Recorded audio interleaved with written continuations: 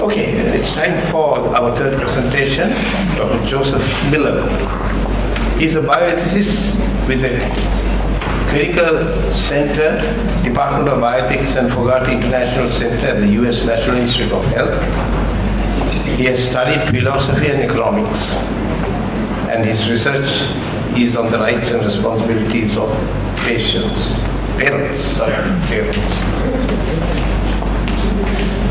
Thank you, and thanks everyone for coming. Thank you very much for inviting me to this conference.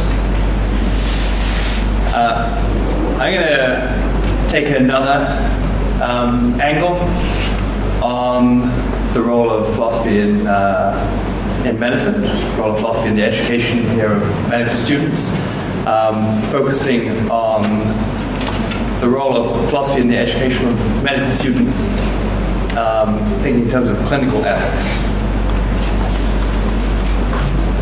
So, first question, what is philosophy? And here, I want to flag with my asterisk that I come from a very particular philosophical tradition, tracing back to the ancient Greeks, but a tradition that is now mainly represented in English-speaking Western countries that we call analytic philosophy. And there are lots of other rich philosophical traditions. I think I know something about analytic philosophy. I would not presume to speak about other philosophical traditions. What is the sort of philosophy that I do? It has a distinctive subject matter. It asks foundational questions. So it might ask questions like, what is causation? What is an explanation? It asks value questions. So questions about when would it be permissible to put someone at risk of harm? When would it be permissible for a doctor to lie to patients? So particular subject matter, and it has particular methods. So the methodology of using logical argument, methodology of conceptual analysis, things that we demand of philosophers that they should be able to say precisely what it is they're talking about, what it is that you mean when you say something is a harm, that one thing caused another thing. But the arguments, hopefully, we expect everyone to be able to argue for their views. And in philosophy, what we try to do is formalize the arguments. It's clear why someone thinks what they think. They've given reasons for it, and they can be challenged for those reasons.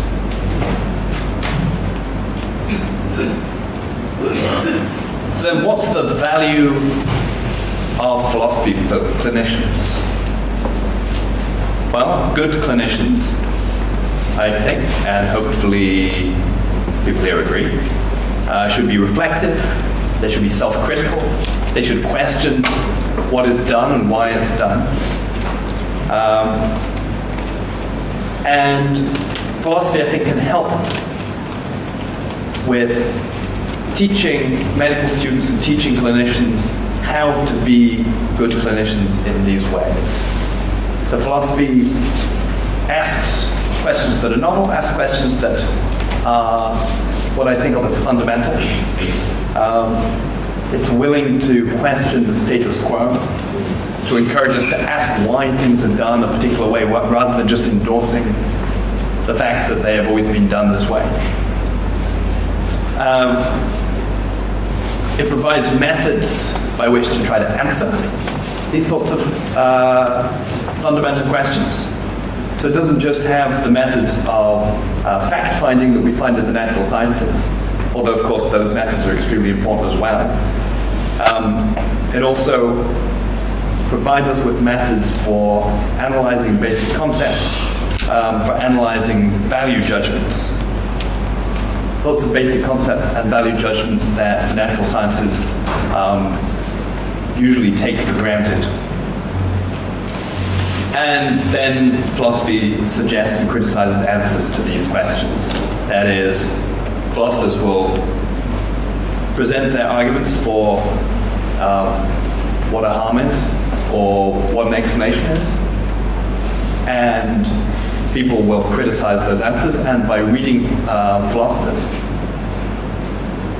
we can hopefully get to a better understanding of the answers to those questions. Okay, so I don't want to talk too much in the abstract about this. Instead, I want to try to illustrate those claims that I just made about the value of philosophy with a specific example from medical ethics. So what I'm going to do is just talk through one paper from 1992 by Ezekiel and Linda Emanuel. It's called 4 Models of the Physician-Patient Relationship. It gets taught in a lot of introductory bioethics courses. And I think looking at what's done in this paper gives a nice illustration of what the value is of philosophy for clinicians. So I'm going to try to demonstrate that through this example. Is anyone familiar with this paper, by the way? Okay, one person, okay. So one colleague is familiar with this paper. Anyway, I promise it's a famous paper. Okay, so it starts with this debate that was very prominent in the 70s and 80s in the US and in parts of Europe. Still continues in some form today and arises in some form in various countries. And the debate was often framed as a conflict between 2 values. Right? The value of promoting the patient's health and the value of promoting the patient's autonomy. So historically, patient autonomy had played little role in the doctor-patient relationship. The doctor's job was to heal the patient, not to help the patient to make decisions. Increasingly, and especially in the second half of the 20th century, that view was challenged by people who identified important value judgments that underlay healthcare decisions. Right? So think about, for example, decisions that might be made about what the appropriate treatment would be for breast cancer patients. So people may be trading off, for example, what's most likely to prolong survival versus what's most likely to preserve quality of life. People may be concerned about surgery that is disfiguring, or they may value that less and care more about curative therapy. So there are value judgments that are going into these decisions. And those who argued in favor of patient autonomy thought that the patient should be making those decisions because it's her life that's affected.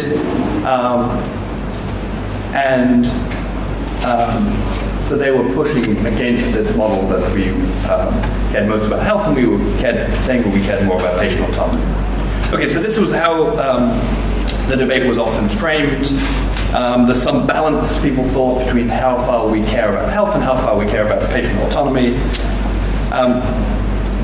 What Emanuel do is to begin by identifying what they think is actually the foundational question that underlies this debate. It's not, they argue, how should we balance autonomy versus health? It's rather, they think, what should be the ideal physician-patient relationship? And this, they propose, is what people who are involved in this debate really care about. So what do they do in their analysis? Well, they describe 4 different models that constitute what they describe as different ideals of the physician-patient relationship. So all of these are ideals that they identify as being represented somewhere in the medical literature or the medical ethics literature, where people are talking about what the proper role of a physician is. And people may not articulate these explicitly as ideals of the physician-patient relationship. So Emanuel and Emanuel are trying to draw out what they see as these representative ideals so people can examine them, criticize them, decide which ideals they endorse.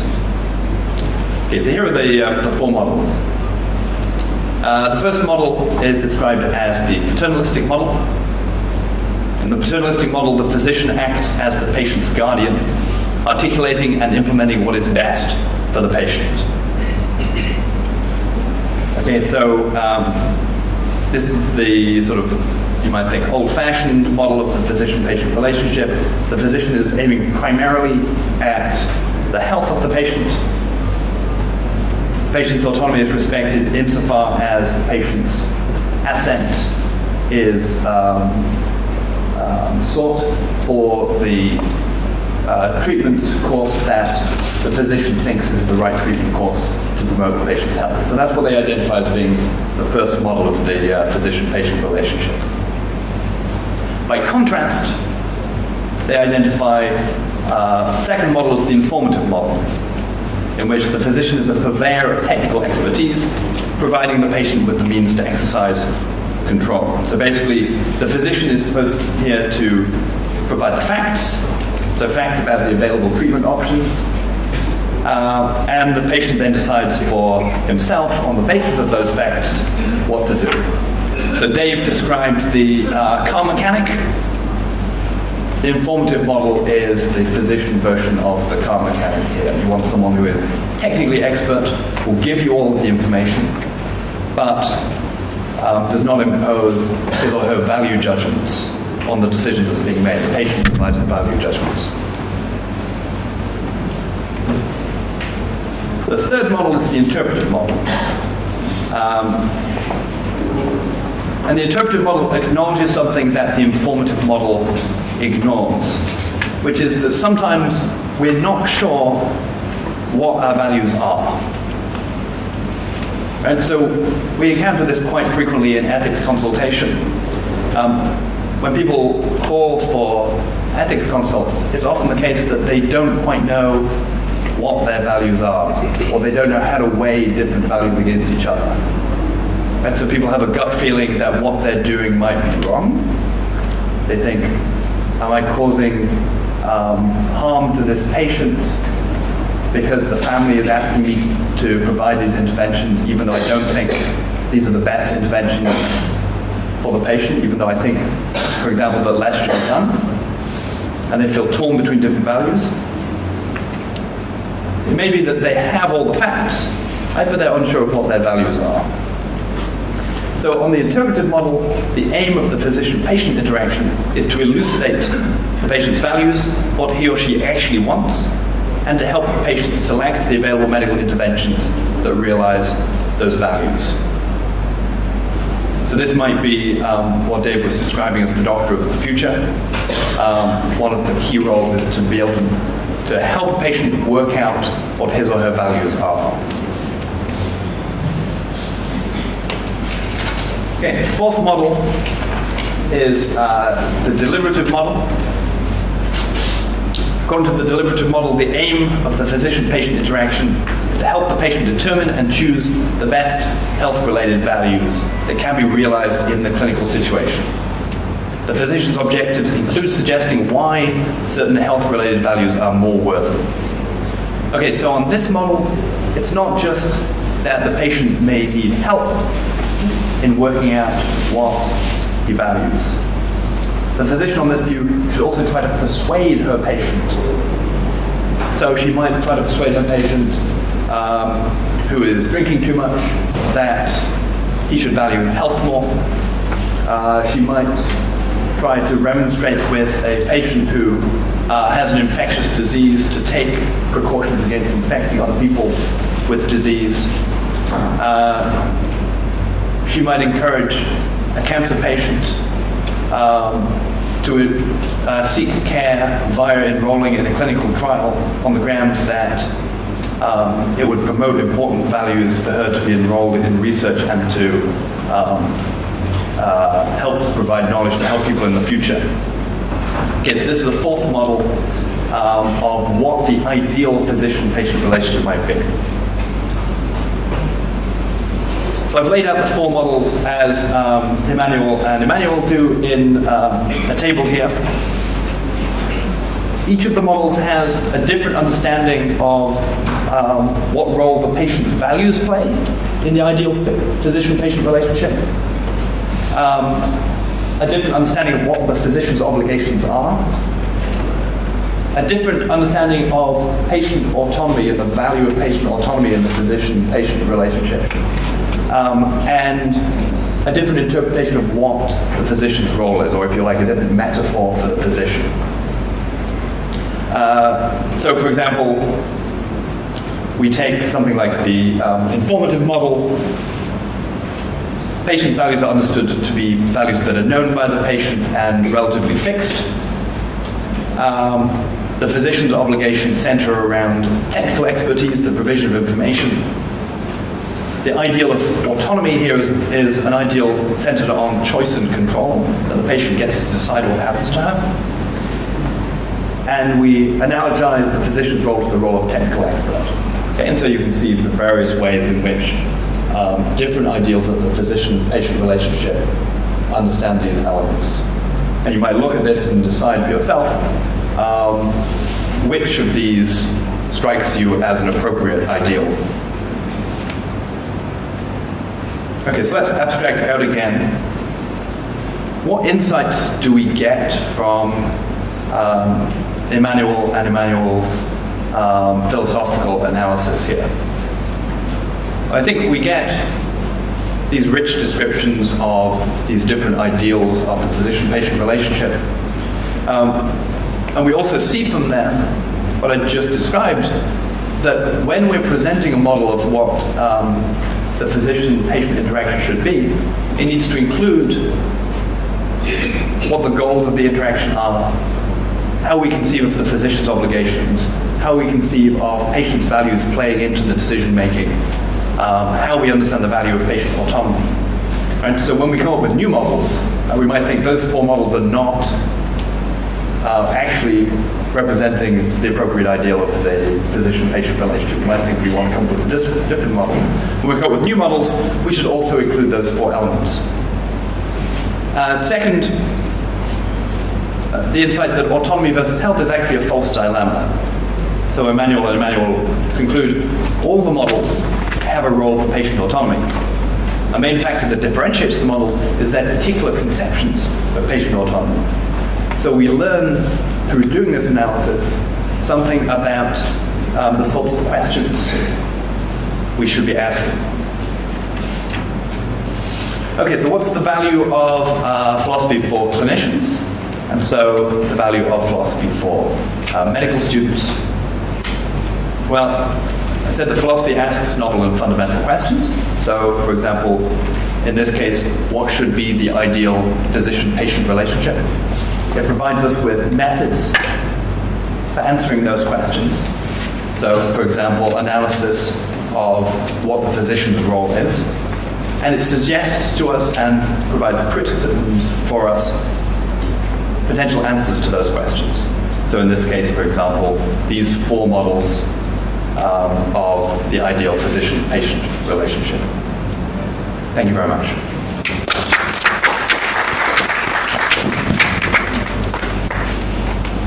Thank you, Dr. Millum. The presentation is now open for discussion or question.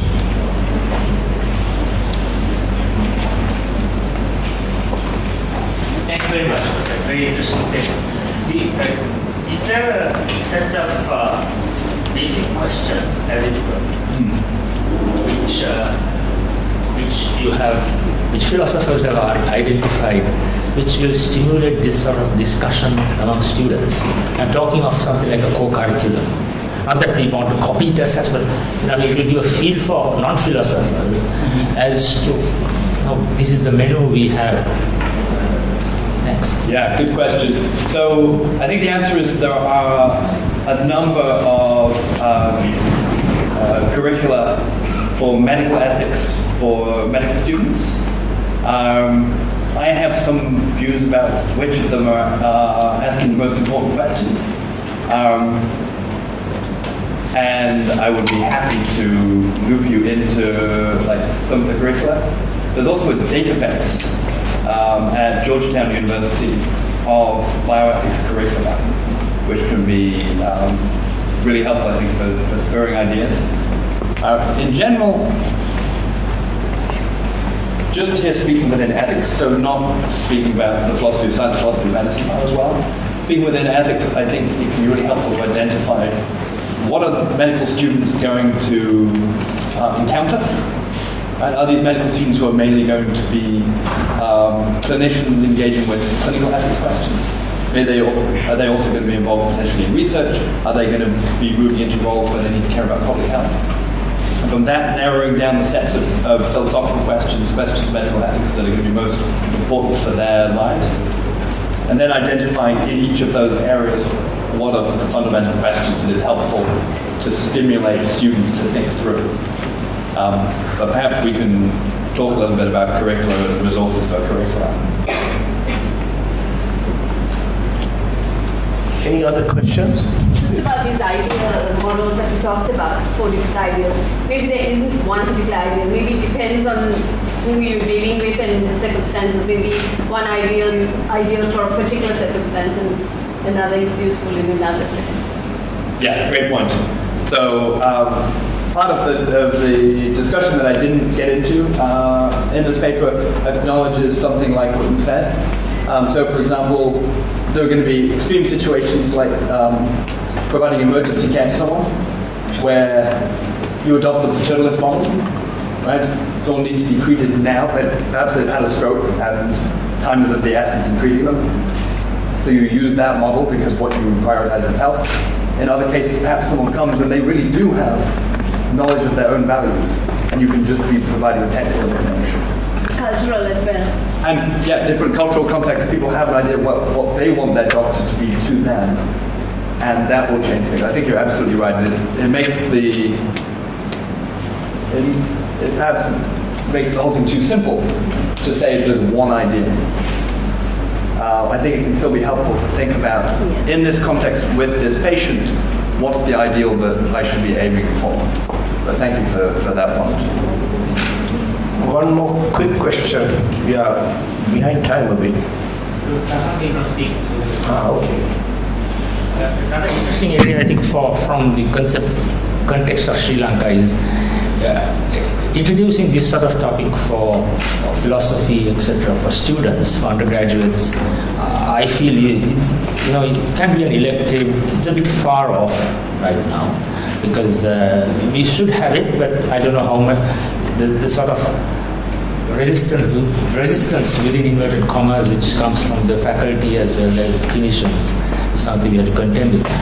But the other interesting area is to develop this at the postgraduate and the retirement age. We just jump straight from student to retirement. Yes. Because you see, I think there is, at leisure, some of these have to be discussed. And these cannot be done with the work pressures and curricular structures. If you have to go into new areas, we have to have time without these constraints and having to get your promotional points. So I think that's an area also we should be working on. And I've asked Professor Uyangboda already, and certainly we have people like Professor Carl Fonseca who can take that forwards at a different level and bring these discussions into the community. They percolate down. So there is talent here which these things will percolate down. Next. Yeah, I think that's a really helpful point. It's certainly true that different people have different opportunities and constraints, right? So if you're retired or if you happen to be a professional philosopher, then you have time to think about very abstract questions at length, deal with the most fundamental questions. I would not recommend that we ask medical students to be doing something like that. But on the other hand, I wouldn't say, well, in that case, let's not worry about philosophy of medical students. In my experience of teaching students who are going to go on to study medicine or other clinical disciplines, it's really important to engage them and engage them with problems that they're actually going to encounter, right?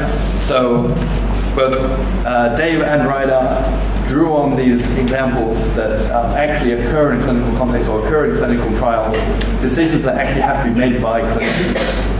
And in teaching medical students, you're not saying, you know, here are these highfalutin ideas from Aristotle for you to dwell on.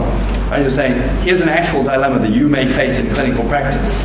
How are you going to address this dilemma? Can I provide you with some tools to do that? So I think you're absolutely right. There's got to be a division of roles in engaging with philosophy and medicine. And I think we need to think very carefully about which parts of philosophy we ask medical students to engage with in order to make it fit with what it is that they need to learn at the stage of life that they're at.